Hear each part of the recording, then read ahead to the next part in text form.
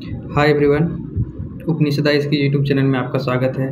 आपके topic discussion series के तहत आज हम एक और नया टॉपिक लेकर आए हैं। हमारा आज का टॉपिक है अर्ध न्यायिक निकाय, मतलब क्वासी जुडिशियल बॉडीज़।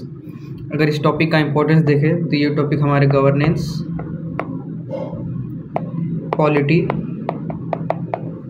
और सोशल जस्टिस के एस्पेक्ट से काफ़ी इम्पोर्टेंट होने वाला है। तो टॉपिक मेनली हम कुछ पार्टों में कवर करेंगे। जैसे हमारा फर्स्ट पार्ट आएगा परिचय का, फिर हम इसकी विशेषताओं की चर्चा करेंगे, फिर हम चर्चा करेंगे कि इसका उदय क्यों हुआ, उदय के कारण, फिर हम चर्चा करेंगे इसके फ़ायदे की कि ये हमारे लिए कैसे लाभदायक है। चौथा भाग हमारा फ़ायदा का आएगा। हमारा फिफ्थ पॉइंट आएगा इसकी कमियां, और लास्ट पॉइंट पे हम डिस्कस करेंगे इसके कमियां दूर करने के सुझाव। तो चलिए हम टॉपिक का डिस्कशन शुरू करते हैं। अगर हम मेनली इस पर ध्यान दें कि क्वासी जुडिशियल बॉडीज़ मतलब अर्ध न्यायिक निकाय क्या होते हैं। अर्ध न्यायिक निकाय क्या होते हैं, तो आप देखो सरकार के मेनली 3 अंग होते हैं: विधायिका, कार्यपालिका और न्यायपालिका। विधायिका जो कानून बनाती है, कार्यपालिका उसे लागू करती है, और न्यायपालिका न्याय व्यवस्था का संचालन करती है।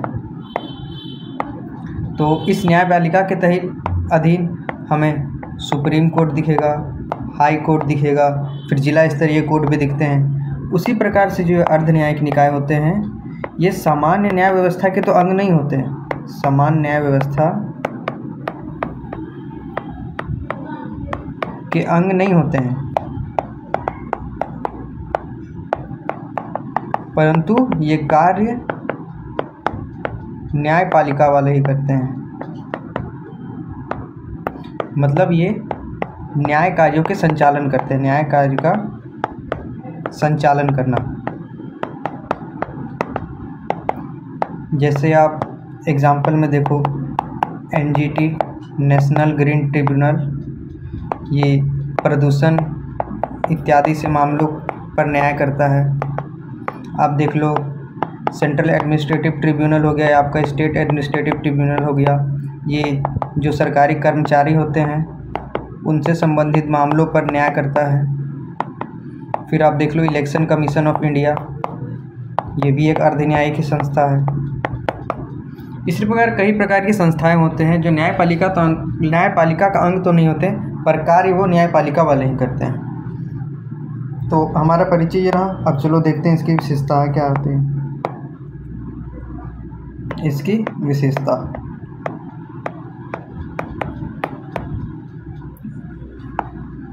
देखो ये जो क्वासी जुडिशियल बॉडीज़ होती हैं, ये मेनली कार्यपालिका द्वारा निर्मित होती है। किसके द्वारा? कार्यपालिका द्वारा निर्मित। परंतु ये कार्यपालिका द्वारा निर्मित होकर भी कार्य करती है न्यायपालिका का। क्या चीज़ का? न्यायपालिका का कार्य। इसकी संरचना कार्यपालिका का और शक्ति न्यायपालिका का, ये इसकी एक विशेषता हो गई। फिर आप देखो, हालांकि कि ये न्यायपालिका जैसी संस्था है, न्यायपालिका जैसी संस्था इस कारण से इसके पास दंड देने की, ये किसी को दंड दे सकता है या किसी पे जुर्माना लगा सकता है, इसकी शक्ति आ जाती है। ये किसी को सज़ा दे सकता है, जुर्माना दे सकता है। फिर देखो, ये न्यायपालिका की शक्ति के कारण विवादों का समाधान कर सकता है। न्यायपालिका का जो वर्क बर्डन है, इसके लिए हम लोग ने वैकल्पिक न्याय निवारण की व्यवस्था प्रारंभ की थी, उसी के तहत ये जो क्वासी जुडिशियल बॉडीज़ हैं ये अपना कार्य करते हैं। फिर देखो इसकी विशेषता एक और, आप देखो इसके निर्णय जो होते हैं वो बाध्यकारी होते हैं, मतलब ये जो निर्णय देगा आपको वो मानना पड़ेगा, निर्णय बाध्यकारी होना। फिर आप इसके निर्णयों के प्रति अपील कर सकते हो हाई कोर्ट पे, निर्णय के प्रति अपील करना, मतलब अगर आप निर्णय से संतुष्ट नहीं हो तो आप हायर कोर्ट जैसे सुप्रीम कोर्ट, हाई कोर्ट पे भी जा सकते हो अपने निर्णयों को, इस कोर्ट के निर्णयों को लेकर। हालांकि इसमें एक एक्सेप्शन है जो अंतर्राज्यीय जल विवाद है,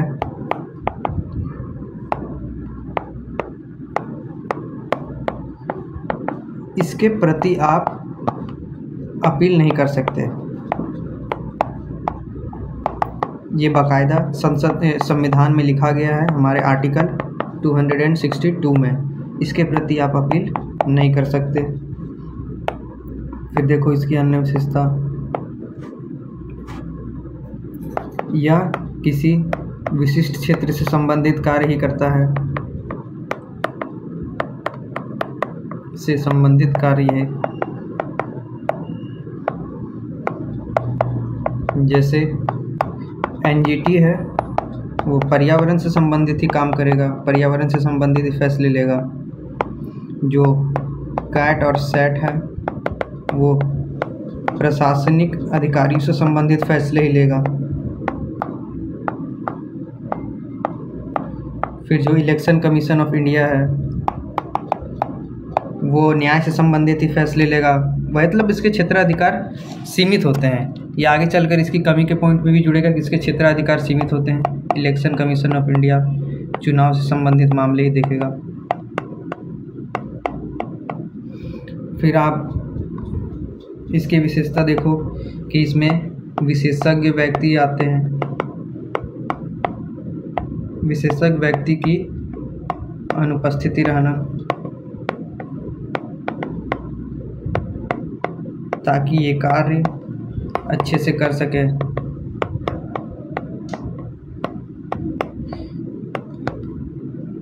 तो ये रहा हमारा इनकी विशेषताओं पे हम निम्न प्रकार से चर्चा कर सकते हैं।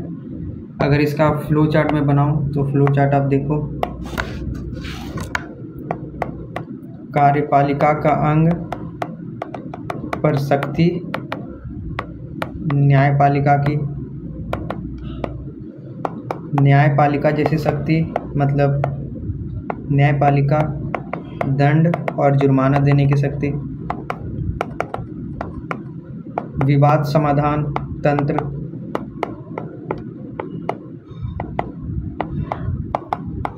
फिर आप देख लो इसके निर्णय बाध्यकारी,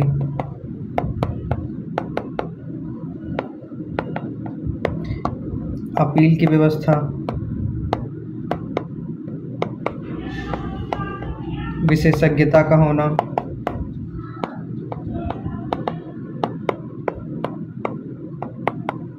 विशेष क्षेत्रों से संबंधित कार्य ही,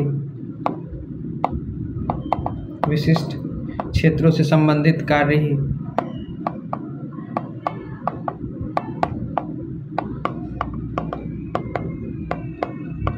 तो ये है इसकी विशेषता। आप चाहो तो इसका स्क्रीनशॉट ले लो, ये मेनली 6 से 7 मिनट इसकी विशेषताओं पे जाएंगे। अब चलो हम देखते हैं कि इसकी ज़रूरत हमें क्यों पड़ी। क्वासी जुडिशियल बॉडीज़ के उदय के कारण, देखो जो हमारी न्यायपालिका है उसमें कुछ कमियां हैं, जैसे बर्डन ऑफ वर्क हो गया, विशेषज्ञता का अभाव। तो जो न्यायपालिका की कमियां हैं, इनकी कमियां ही इसके उभार के कारण बन जाएंगे, क्योंकि जब हमारे पास न्याय करने वाली एक व्यवस्था न्यायपालिका पहले से मौजूद है, हमें एक वैकल्पिक विवाद समाधान जिसे तंत्र की आवश्यकता क्यों पड़ी, क्योंकि हो सकता है न्यायपालिका में कुछ ना कुछ कमियां जरूर रही होगी जिस कारण हमें ऐसे तंत्र की आवश्यकता पड़ी। तो जैसे देखो अब हम न्यायपालिका की कमियों की चर्चा करते हैं। न्यायपालिका की कमियों की चर्चा। देखो, न्यायपालिका के पास बर्डन ऑफ वर्क बहुत है, मतलब काम बहुत है। हालिया रिपोर्ट देखो तो 5 करोड़ से ज़्यादा मामले न्यायालय में लंबित है, न्यायालय में लंबित है। और अगर कोई मामला सुप्रीम कोर्ट तक चला गया तो 20 साल 30 साल से पहले सुनवाई तो पहली बात होती नहीं है। इस कारण से इसका उदय संभव हुआ, ताकि एक वैकल्पिक एक वैसा व्यवस्था की जाए ताकि न्यायालय का कुछ मामला कम हो। अगर एनजीटी मान लो, अगर एनजीटी अगर अकेले ही 5 लाख मामलों को लेता है और ऐसे इलेक्शन कमीशन ऑफ इंडिया कुछ मामले ले लेंगे, फिर सैट ले लेगा, कैट ले लेगा, ऐसे अगर कुछ मामले ले देंगे तो देखो कितने मामलों में कमी आएगी, क्योंकि 5 करोड़ बहुत बड़ी संख्या होती है वर्तमान के परिदृश्य में। फिर देखो इसकी ज़रूरत क्यों पड़ी, समय पे न्याय नहीं होता,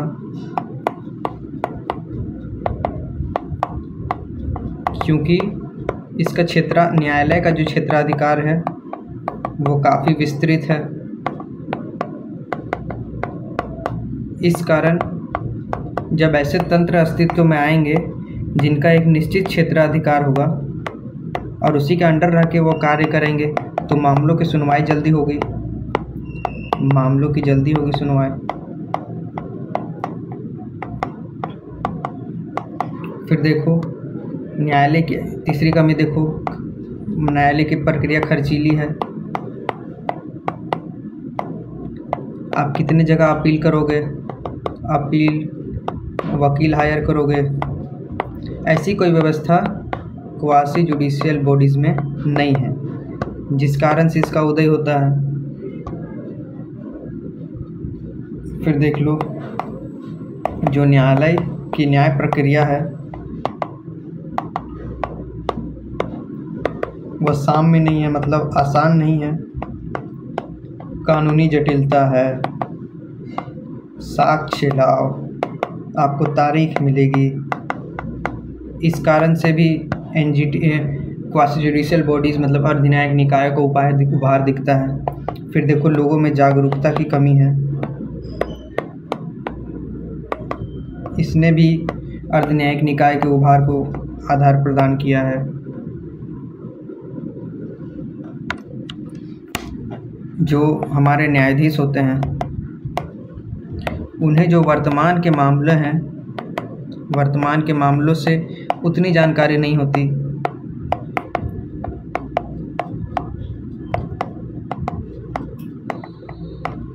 देखो हमारे जो न्यायाधीश होते हैं वो लॉ की किताब पढ़ के आते हैं, और लॉ की किताब में पर्यावरण से संबंधित कोई मुद्दों की चर्चा नहीं होती, जिस कारण से एनजीटी जैसे संस्थाओं का उभार इम्पोर्टेंट हो जाता है।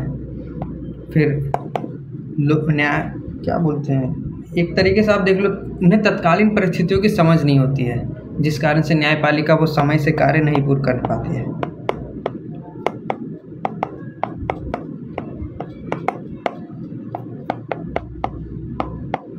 तो ये है इसके उभार के कारण को देखो। मेनली उभार के कारण के अगर फ्लोर चार्ट को देखो तो आप ये देखो इसका उभार क्यों होता है, न्यायपालिका की कमियां।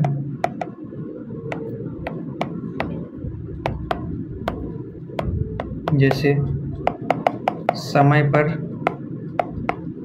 न्याय नहीं, खर्चीली है पद्धति, जागरूकता की कमी,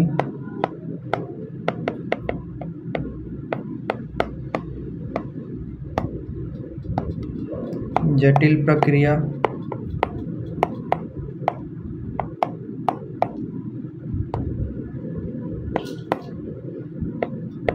तकनीकी ज्ञान नहीं,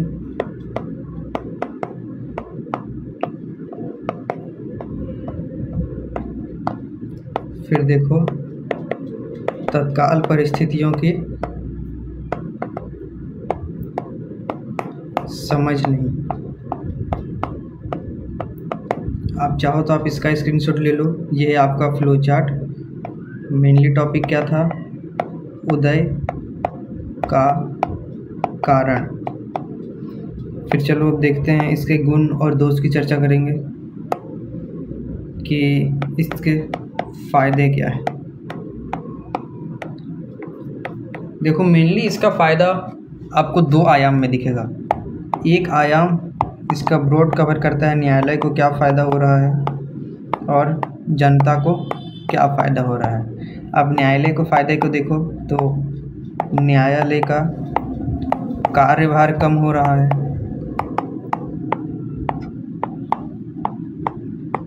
क्योंकि देखो ना, अगर कुछ मामले न्यायालय के पास आएंगे जो एक निश्चित क्षेत्राधिकार से संबंधित होंगे तो न्यायालय का काम का बर्डन कम होगा। इनके फ़ायदे देखो, इनके पास दूसरा फ़ायदा देखो, इनका अपना कार्यभार ही कम ही होता है। क्यों? क्योंकि इनका एक निश्चित क्षेत्राधिकार है।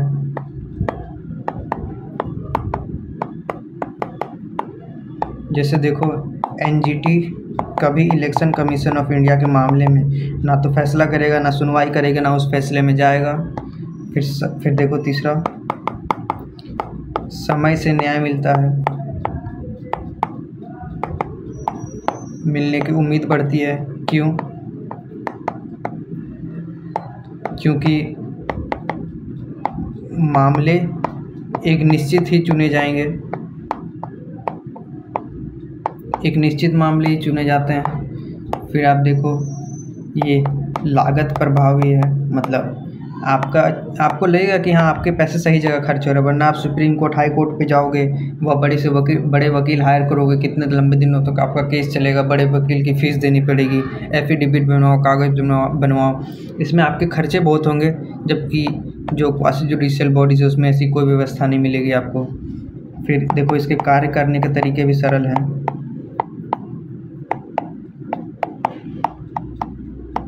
कार्य करने के तरीके का सरल होना, इस पे आप खुद का वकील खुद बन सकते हो, खुद अपना वकील बन सकते हो। इस कारण से भी ये लागत प्रभावी लगता है। फिर देखो इसमें हालांकि विशेषज्ञ होते हैं, इससे निर्णय विशेषज्ञता पूर्ण होता है। विशेषज्ञता पूर्ण निर्णय, और निर्णय हालांकि विशेषज्ञता पूर्ण होता है, इस कारण से वह ज़्यादा वास्तविक लगेगा आपको निर्णय। तो ये देखो इसके इतने सारे फ़ायदे हैं। इसका फ्लो चार्ट देखो, फ्लो चार्ट ऐसे बनेगा। इनका कार्यभार कम है, लागत प्रभावी, समय से न्याय, विशेषज्ञता, सरल कार्य तरीका,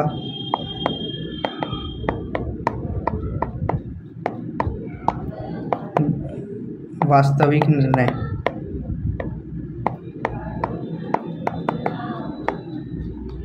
देखो आप स्क्रीनशॉट ले लो, ये आपका फ्लो चार्ट बन जाएगा। अब चलो हम इसकी कमियों की ओर चलते हैं कि इसकी क्या कमियां हैं, इसके मार्ग में आने वाली चुनौतियां, इसके बाधाएं क्या हैं। देखो कमियां,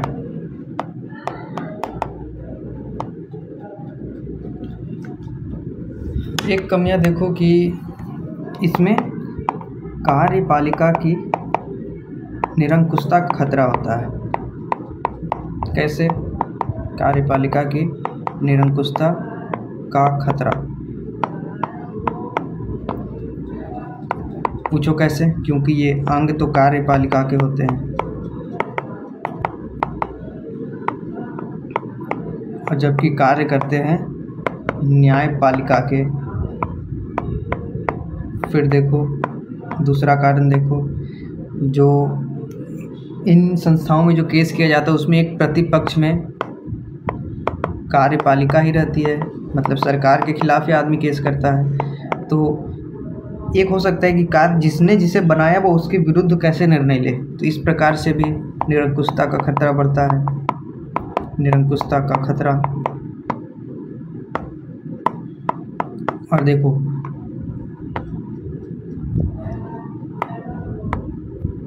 ये कार्यपालिका की निरंकुशता बढ़ेगी तो लोकतंत्र की भावना पर खतरा आएगा।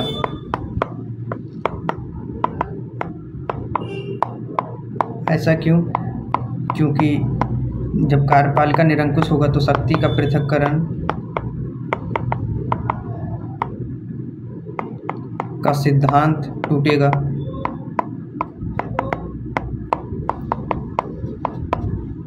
फिर देखो इसकी एक और कमी, इसकी स्वायत्तता का अभाव।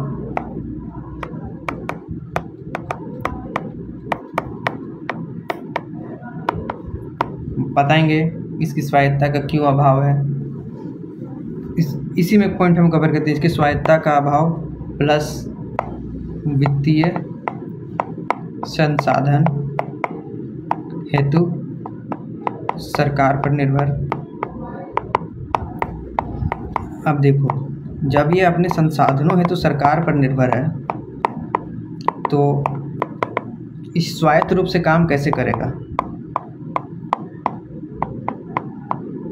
हो सके इसकी फंडिंग रोक दी जाए, हो सकते इसका नियुक्ति रोक दिया जाए, इस कारण से इस पे स्वायत्तता का अभाव दिखता है हमें। फिर देखो फोर्थ पॉइंट कि इस पे राजनीतिक हस्तक्षेप काफ़ी ज़्यादा है।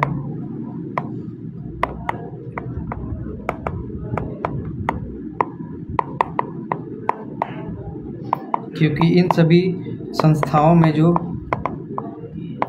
नियुक्ति होती है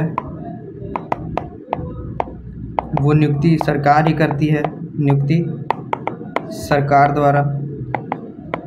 ये एक बड़ा खतरा है, बड़ी चुनौती है इसके सामने। फिर देखो अगली चुनौती,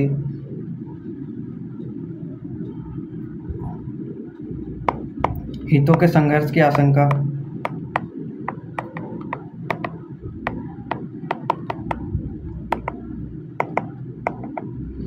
हालांकि आपको भी बताया कि कैसे सरकार के प्रतिपक्ष में लोग केस करते हैं तो एक प्रतिपक्ष इसमें सरकार का हो जाता है, मतलब कार्यपालिका का। तो ये इसके लिए दुविधा बन जाती है कि ये निर्णय कार्यपालिका के ओर ले या प्रतिपक्ष के ओर। इस कारण से भी इसके हितों के संघर्ष की आशंका हो जाती है। फिर देखो सिक्स्थ पॉइंट, हमेशा जो विशेषज्ञ व्यक्ति हैं इनकी नियुक्ति ही हो ऐसा कोई प्रावधान हमें नहीं दिखता।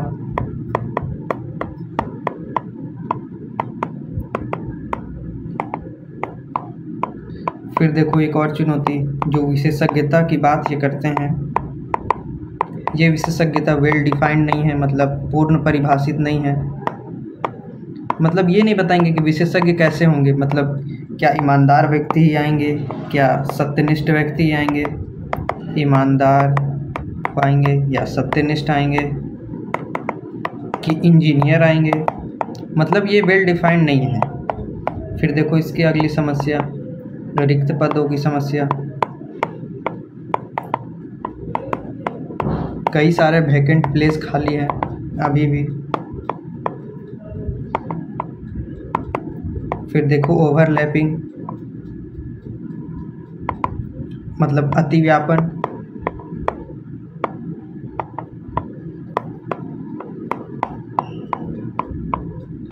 ओवरलैपिंग किससे हो रहा है? अन्य जो क्वासी जुडिशियल बॉडीज़ हैं उससे। जैसे आप देख लो एनजीटी, ककवर्ग और राज्य जल विवाद निवारण के मध्य अगर कॉन्फ्लिक्ट होता है, के मध्य का कॉन्फ्लिक्ट। फिर देखो एक और इसकी सबसे बड़ी कमी, जो इसकी आप विशेषताओं में जो आपने पढ़ा था कि इसका जो निर्णय होता है, एक सेकंड, इसका जो निर्णय होता है वो क्या होता है अंतिम नहीं होता, आप अपील कर सकते हो। मतलब एक और तो ये आपका बजट कम करने की बात करेगा, दूसरी ओर अपील करोगे, हाई कोर्ट में जाओगे, सुप्रीम कोर्ट में जाओगे तो आपके ज़्यादा पैसे लगेंगे। अंतिम निर्णय नहीं होना।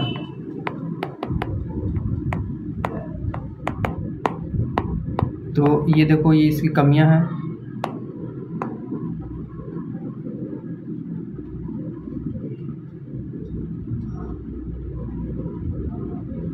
ये हमने इसकी कमियों की चर्चा की। अब चलो हम इसके कमियों को दूर करने के सुझावों पर आते हैं। तो हम क्या वैसे उपाय कर सकते हैं ताकि इसकी कमियां दूर हो। तो जैसे देखो, रिक्त पदों पर भर्ती की जाए,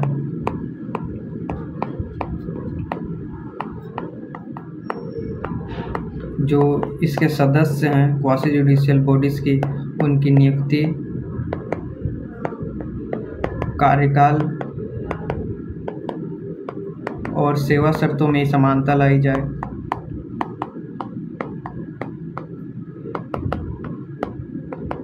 ना कोई भेद होगा, ना कोई ओवरलैपिंग होगा, ना कोई भ्रष्टाचार होगा।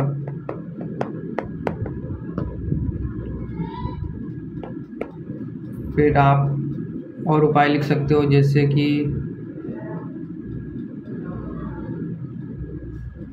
इनकी योग्यता, जो बड़े बड़े मामले हैं जिसमें आप उच्च न्यायालय या जिला न्यायालय के अधिकार जितने बड़े मामलों की सुनवाई करोगे, जिला न्यायालय का अधिकार क्षेत्र वाले मामलों की सुनवाई करोगे,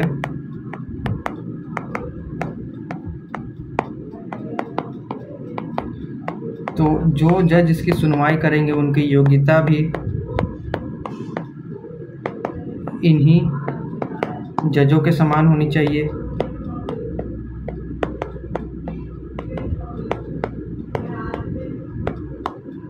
फिर आप एक सुझाव ये दे सकते हो कि जो अधिकारी नियुक्त किए जाएंगे उन्हें मात्र नियुक्ति ही नहीं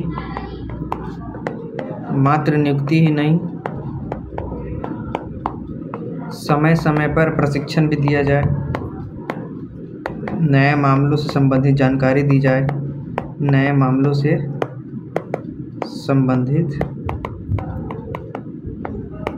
जानकारी दी जाए, फिर आप देखो, आप इसकी कर्मचारियों की संख्या वृद्धि का तर्क दे सकते हो, कर्मचारियों की संख्या वृद्धि करना।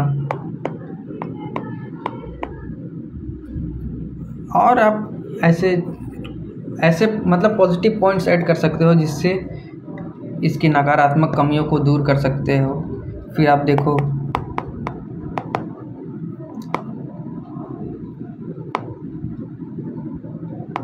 जागरूकता फैला सकते हो लोगों में कैंपेन लगाकर। तो ऐसे बहुत सारे तरीके हैं जिससे आप इसके नकारात्मक कमियों को दूर करने को लेकर सुझाव दे सकते हो। तो दोस्तों, ये था हमारा आज का टॉपिक, अर्धन्यायिक निकाय, जो हमारे गवर्नेंस, पॉलिटी, सोशल जस्टिस के पेपर के ख्याल से काफ़ी इम्पोर्टेंट था, और इसका डिस्कशन। तो थैंक यू।